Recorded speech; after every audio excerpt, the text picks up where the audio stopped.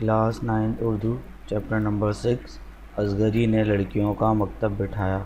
حکیم صاحب کے چھوٹے بھائی فتح اللہ خاں بہت مدت تک والی اندور کی سرکار میں مختار کل رہے۔ والی اندور مختار کل اور ہزاروں روپے کی املاک شہر میں خرید کر لی تھی۔ بڑی شان سے رہتے تھے۔ دیوڑی پر سپاہیوں کا گارد، اندر باہر 30-40 آدمی، نوکر، گھوڑا، ہاتھی، پالکی، بگھی سواری کو موجود۔ فتح اللہ خاں کی 2 بیٹیاں تھیں، جمال آرا اور حسن آرا۔ جمال آرا نواب اسفند یار خان کے بیٹے سے بیاہی گئی تھی۔ اسفند یار خان۔ حسن آرا کی نسبت نواب جھجر کے خاندان میں ہوئی۔ ان لڑکیوں کی خالہ شاہ زمانی بیگم اسی محلے میں رہتی تھیں جس میں اصغری کا میکہ تھا۔ اس محلے میں تو اصغری کی لیاقت کا شور تھا۔ شاہ زمانی بیگم بھی اصغری کے حال سے خوب واقف تھیں۔ شاہ زمانی بیگم اپنی چھوٹی بہن حسن آرا کی ماں سے ملنے کے لیے آئیں۔ دنیا کا دستور ہے کہ کوئی فرد بشر رنج سے خالی نہیں۔ اگر ہر طرف سے خوشی ہی خوشی ہو تو انسان خدا کو بھول کر بھی یاد نہ کرے۔ شاہ زمانی کی چھوٹی بہن سلطانہ کو دنیا کے سب عیش میسر تھے، لیکن لڑکیوں کی طرف سے رنجیدہ خاطر رہا کرتی تھیں۔ حسن آرا کے مزاج کی افتاد ایسی بری پڑی تھی کہ اپنے گھر ہی میں سب سے بگاڑ تھا۔ نہ ماں کا لحاظ، نہ آپا کا ادب، نہ باپ کا ڈر۔ نوکر ہیں کہ آپ نالہ ہیں، لونڈیاں ہیں کہ الگ پناہ مانگتی ہیں۔ غرض حسن آرا سارے گھر کو سر پر اٹھائے رہتی تھی۔ شاہ زمانی بیگم کے آنے سے چاہیے تھا کہ بڑی خالہ سمجھ کر حسن آرا گھڑی 2 گھڑی کو چپ ہو کر بیٹھ جاتی۔ کیا ذکر، شاہ زمانی بیگم کو پالکی سے اترے دیر نہ ہوئی تھی کہ لگاتار 2-3 فریادیں آئیں کہ بیگم صاحب دیکھیے، چھوٹی صاحبزادی نے ہماری نئی اوڑھنی لیر لیر کر ڈالی، اب مجھے کون بنا کر دے گا؟ گلاب بلبلا اٹھی کہ ہائے میرا کان خونہ خون ہو گیا۔ باورچی خانے سے ماما نے دہائی دی، اچھی خدا کے لیے کوئی ان کو سمجھاتا۔ سالن کی پتیلیوں میں مٹھیاں بھر بھر کر راکھ جھونک رہی ہیں۔ شاہ زمانی بیگم نے آواز دی، حسنہ یہاں آؤ۔ خالہ کی آواز پہچان بارے حسن آرا چلی تو آئی، لیکن نہ سلام نہ دعا، ہاتھوں میں راکھ، پاؤں میں کیچڑ۔ اسی حالت میں دوڑ خالہ سے لپٹ گئی۔ خالہ نے کہا، حسنہ تم بہت شوخی کرنے لگی ہو۔ حسن آرا نے کہا، اس سنبل چڑیل نے فریاد کی ہوگی۔ یہ کہہ کر خالہ کی گود میں سے نکل لپک کر سنبل کا سر کھسوٹ لیا۔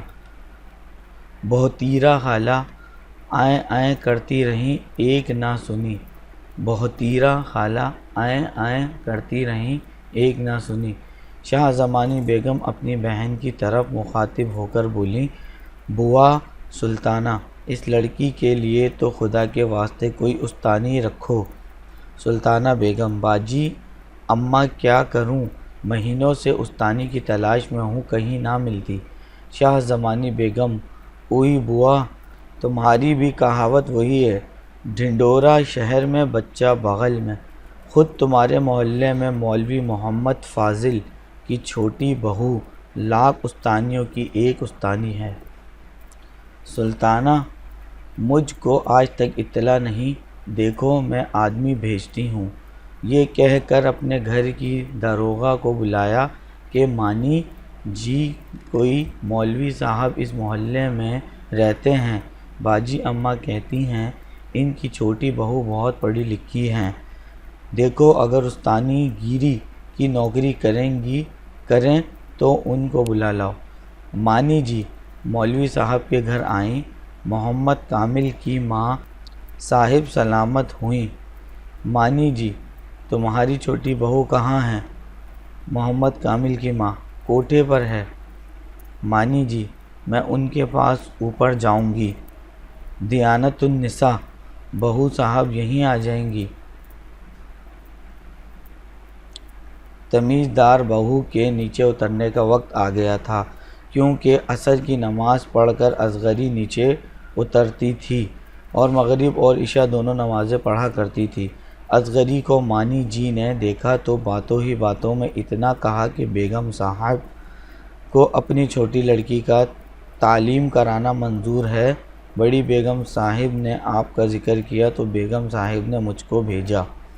اصغری دونوں بیگم صاحبوں کو میری طرف سے بہت سلام کہنا۔ میرا جی بہت چاہتا ہے کہ بیگم صاحب کی لڑکی کو پڑھاؤں، لیکن کیا کروں، نہ تو بیگم صاحب لڑکی کو یہاں بھیجیں گی اور نہ ان کے گھر میرا جانا ہو سکتا ہے۔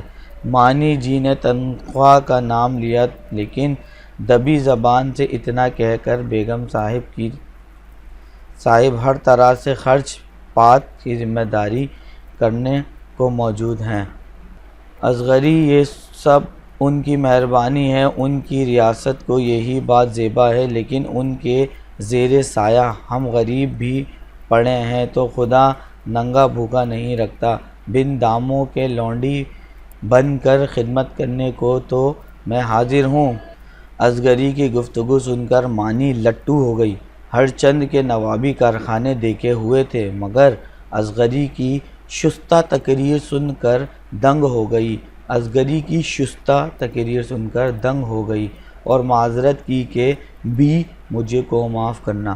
غرض مانی جی رخصت ہوئیں اور وہاں جا کر کہا، بیگم صاحب استانی تو واقعی میں لاکھ استانیوں کی ایک استانی ہے، جس کی صورت دیکھنے سے آدمی بن جائے، پاس بیٹھنے سے انسانیت سیکھے، سایہ پڑ جانے سے سلیقہ سیکھے، ہوا لگ جانے سے ادب پکڑے، لیکن نوکری کرنے والی نہیں۔